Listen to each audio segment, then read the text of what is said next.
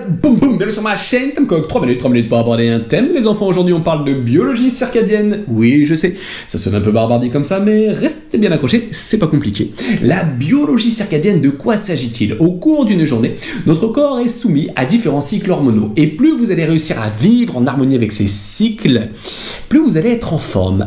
Encore faudrait-il savoir qu'il existe divers paramètres qui vont avoir une influence sur ces fluctuations hormonales. Le but du jeu va alors être de maîtriser ces paramètres pour optimiser notre vitalité. Mais quels sont donc ces fameux paramètres?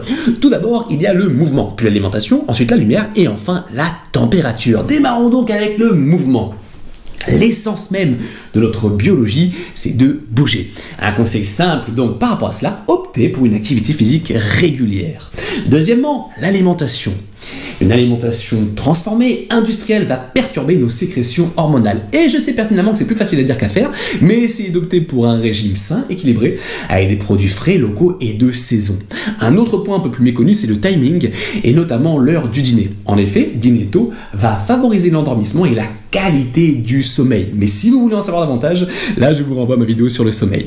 Troisième point, la lumière. Nous avons des récepteurs qui se situent en partie basse des yeux qui le jour vont capter la lumière du ciel pour nous pousser à l'éveil. Le problème, c'est que ces récepteurs sont en permanence stimulés par des lumières artificielles et notamment le soir. Alors, lorsque la pénombre s'installe, limitez les éclairages inutiles et les lumières hautes qui vont alors stimuler ces récepteurs. Autre chose, nos écrans sont pourvus de lumière bleue. La lumière bleue qui s'apparente en fait à la lumière du soleil le matin et qui nous pousse à l'éveil. Attention donc à limiter les écrans le soir, mais la bonne nouvelle, c'est que bon nombre de nos appareils sont aujourd'hui équipés de filtres à lumière bleue. Pensez donc à les activer.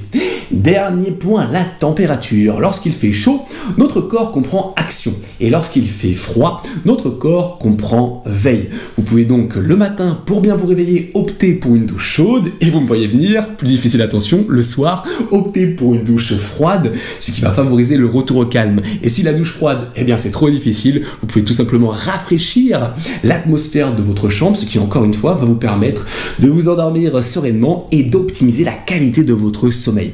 On peut donc résumer tout ça en une phrase finalement assez simple, hygiène de vie, et meilleure votre hygiène de vie sera, plus vous serez en forme. C'était Timecock, bisous bisous.